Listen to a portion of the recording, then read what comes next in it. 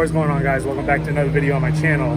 Right now we are at Value Tire, the tire shop right across from Chris's shop, and I was just here to get some tire changed for the rears for the CR Lies, because the rears were getting, well, one side was getting really corded right here. As you can see, the 265 Kenda, you know, she was on her way out, and just noticed it was rubbing on the coilover on the inside a lot. And you know, that's what you get me trying to fit some big ass tires in stock body, but you know, we're gonna fix that. What I had originally was the 18s Federal. They were 225 35 18s, and they were just a little bit too much of a stretch, basically Sudani style, and it was just too much. Steph didn't want to do it, so obviously, you know, we're not gonna push him to do it, but we've got some other 18s, 255 35 18s, so those are going perfect. I'll put the video where I was showing the Sudani. It was a little too much, so my bad. I didn't think it would be this big of a fucking stretch. How about you actually next time you go get earlier? I did a brake job for a friend, and I was gonna record that, but then I just wanted to get the job done, so I'll put a little clip of that right here.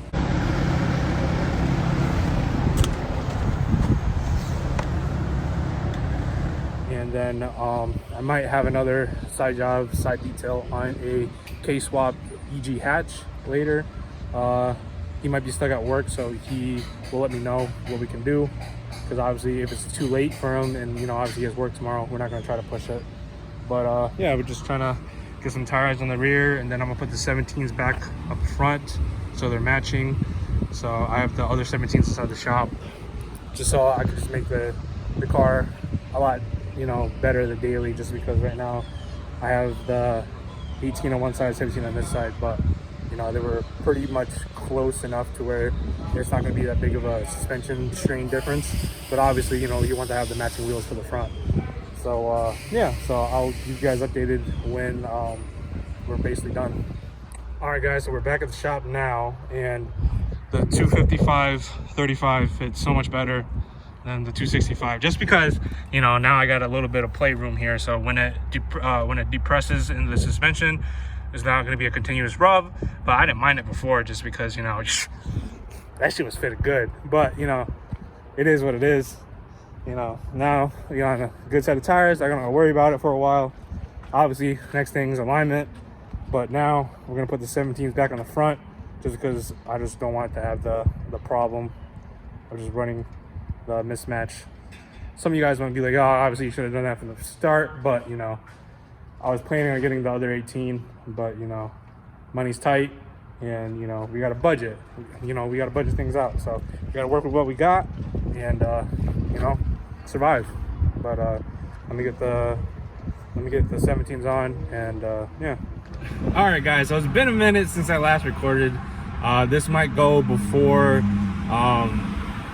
yeah, this might be the intro before the intro, but yeah, so it's been a minute since the last clip, and now it's, you know, a couple weeks later, and right now I'm in my coworker's car because he wants to do springs on his, I think this is a Passat or Jetta, I don't know, but yeah, he's an older cat, so you know, he's trying to like relive his childhood again. Well, not really childhood, relive his younger days, and put his daily driver on springs, and I'm always down to help, and you know, we get a little bit of side money, and yeah, so bear with me and come along for the journey.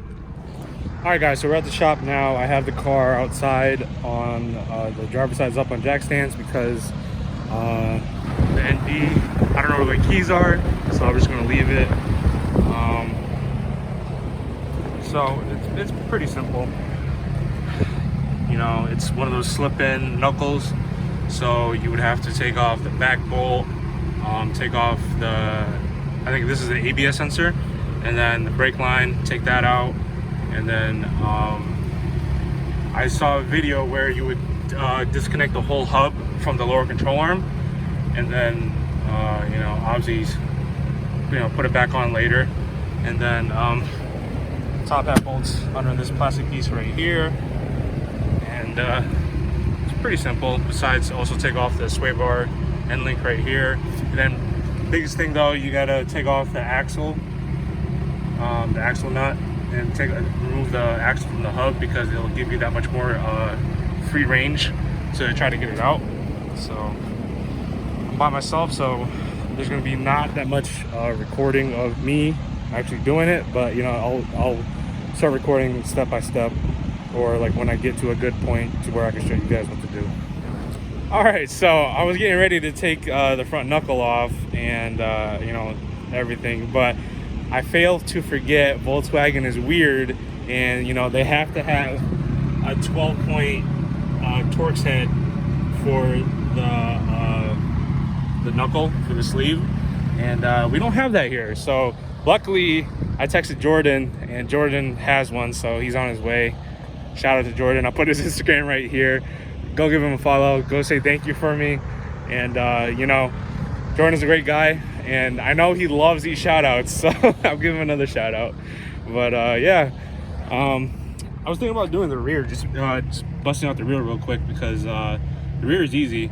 You literally just have to put a jack underneath the rear lower control arm here, and unbolt the bolt, lower down the jack slowly, and then you can take the spring out.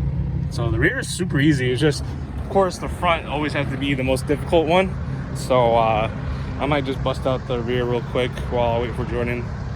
And yeah, so I'll see you when he gets here.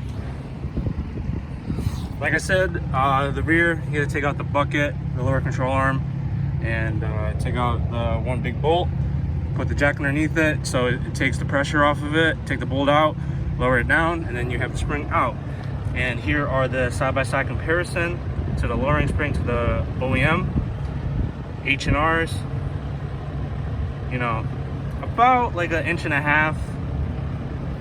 of drop. You know, he's not going for a crazy stance, you know, it is still his, you know, family daily car, so we're just doing him a favor. And yeah, so let's put the spring in, and I'll probably try to set you guys up to where you guys can see it. And yeah.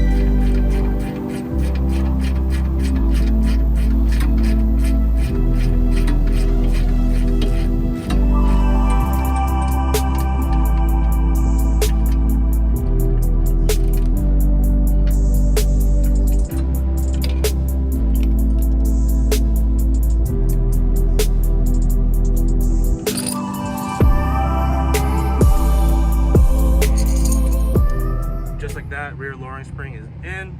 The rear is so simple for these setups, but you know, the front, obviously you got to be difficult. So what I should have done, well, what I wanted to do was do side by side, but you know, me not knowing I needed that 12-point Torx head, should have just done the rear first and just waited, because obviously the rear literally took no more than like 10 minutes. And that's the one thing I like about a bucket system. You know, it's super easy, even with the coilover. You know, just 3 bolts for the strut, and then 1 bolt for that, and then coilover setup for a rear bucket is done. Front, not so much. All right, guys. So after fighting with this side, it looks like a mess so far. But what we had to do is take the 3 bolts on the lower control arm off. Like I said, take the tie rod end off to get the axle out too, and all that stuff. So right now it's being supported by the jack, but a lot more of a pain than I anticipated. But then again, it's Volkswagen. Luckily I have Jordan here who's been helping me, but finally separated. You can see the comparison. H&R spring, the stock. Like I said, like an 1.5 inch drop. So basically just put H&R spring on, make sure it goes with the right slot right here that it has for the bottom of the spring. And then put bump stop and the bearing too. The bearing's supposed to go on top like that, I believe. Yeah, bearing goes on top like that. Obviously it goes on top of here, put it on, and it's good to go. All right guys, so now this strut is done. It was a pain to get put all back together, but it's all back together now. It's definitely, if you're doing this by yourself, definitely have a friend. Thank God I have Jordan here. Shout out to Jordan. I'll put his Instagram right here again. It's gonna be the second time in the video. Go follow him. And yeah, so now the driver's side is done. It's gotta put the front wheel on, drop it, go to the other side, and then all right, I'm absolutely filthy right now, but you know, you gotta do what you gotta do. But passenger side went a lot smoother just because now we know what. Now I knew what to do exactly. Put a Miata spare underneath just to hold the hub, so the ABS sensor wire and the brake line doesn't have any tension on it. And right now, about to send it and just blast off the nut like I did with the other one, just because spring compressors are, you know, we have them. But, you know, what's the fun of, you know, just not blasting it off? So, I'll set you guys up.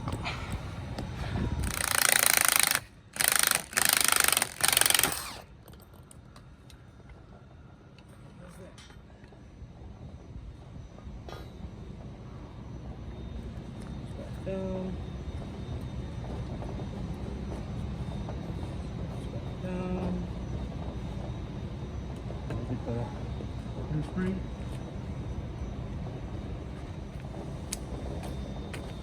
New spring, like I said, line it up with this notch right here, so it sits in there nice and snug, don't go anywhere. Top hat goes on top. And for this, you might say, oh Alex, you might need spring compressor now, but then you're your own spring compressor. So just gotta press down, put the nut on, make sure it's nice and straight and actually goes on.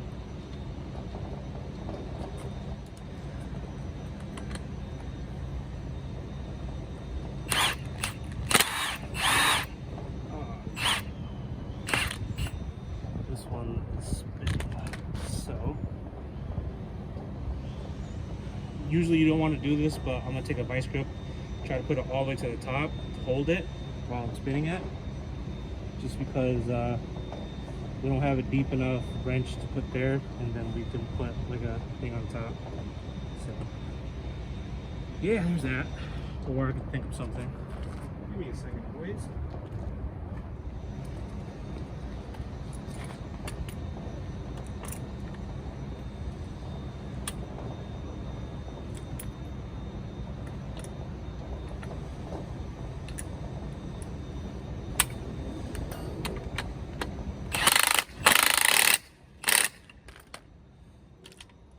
That's it. Easy as that. Rear end is in now. Literally all I needed was an 18, a gun, 18 wrench, and a jack. That's it.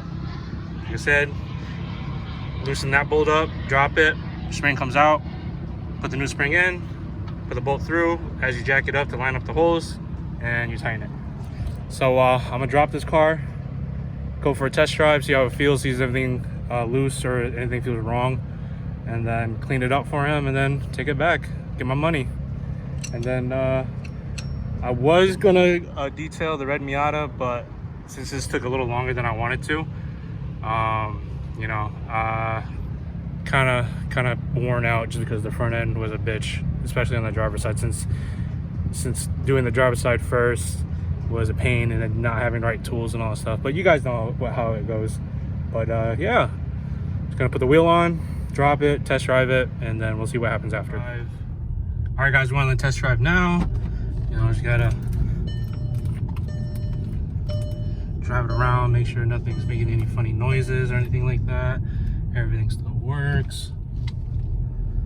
Driving around complex. Ooh, that's a nice Miata. Has actually a hard top too. That's nice, clean. I don't hear anything. Axles seem fine. Nothing feels loose. Just driving. No lights, no nothing, so we didn't damage any sensors.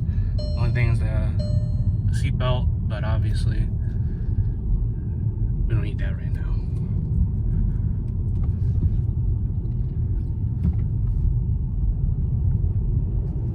From driving it from his house to the shop, I already tell the difference between the springs. It's a lot stiffer, which is nice. You know, some people might not like that, but you know, he called me as I was about to finish the last one. He's like, yeah, I'm excited to see. It's been 20 years since he's done stuff like this, so glad I could help relive some young age mentality and energy, you know? 'Cause my thing is, as long as the customer's happy or the friend's happy, I'm happy, so.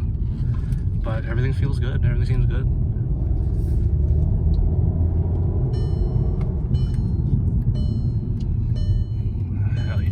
All right, so just finished the car, washed it real quick for him, just so you know it's nice and clean, presentable. And I wish I took a before video of it, but it definitely did lower it a bit. And it still has some more to go, just because, like, you know, it still has to settle some more break-in miles and shit like that. But definitely dropped it a decent amount, 1.5 inches. You know, before there was like at least two well, obviously 1.5 inches of gap before, but it looked like 3 inches. But you know, not bad, not bad. You know, if I had some spare money or something like that, I'd definitely get this as a daily, just because it looks good. Obviously I would slam it though, coilovers all the way, because for all that work just for 1.5 inches, you know, you're better off just getting coilovers. But it is what it is. He's a father, he has a family, so I'm sure they don't want to ride in a stiff car like that. So let's get back to him and then get my car. And I got some things in the works where my rear CR-Lis might be leaving me, but you know, it is what it is. All right guys, so I think it's gonna be the end of this video. I know this video was like super random, but you know, just felt like uploading and kind of giving, you know, an update of what I've been doing. Some things for the S14s are in the works. Marcus is helping me with that.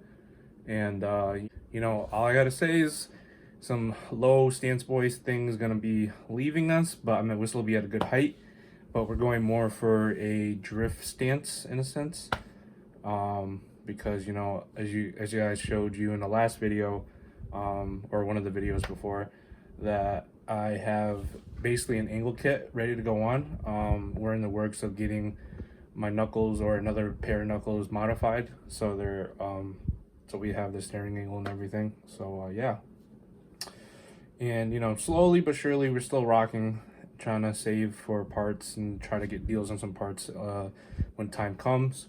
But you know, I've been just working, you know, going to the gym and stuff like that, so you know, just bear with me. But if you guys like this video, give it a thumbs up, put it down in the comments what you guys want to see next, and thank you to all that are sticking around. And you know, you guys mean a lot to me, because you know, obviously I'm not as big as certain people, but you know, I'm trying to rock through it. You know, and one of these days we're gonna have a breakthrough, and you know, there's gonna be more of you guys. But appreciate every single one of you, and I'll see you in the next one.